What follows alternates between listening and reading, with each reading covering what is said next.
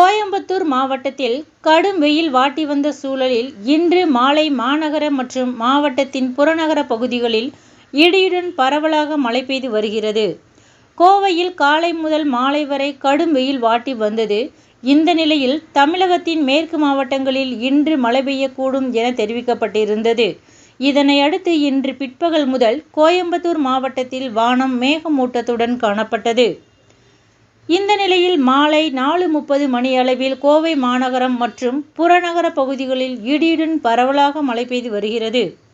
கோவை மாநகர பகுதிகளான குறிச்சி, சுந்தராபுரம், உக்கடம், அவிநாசி சாலை, காலப்பட்டி, சிவானந்தா காலனி, டவுன்ஹால், கணபதி, மணியக்காரன்பாளையம், சின்னவேடம்பட்டி, சரவணம்பட்டி ஆகிய பகுதிகளில் மழை பெய்தது.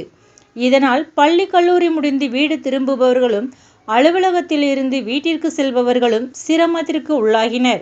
இதேபோல் மாவட்டத்தின் புறநகர பகுதிகளான சூலூர், பெரியநாயக்கன்பாளையம், மேட்டுப்பாளையம், மதுக்கரை, எட்டிமடை, பொள்ளாச்சி சாலை ஆகிய பகுதிகளிலும் மிதமான மழை பெய்து வருகிறது.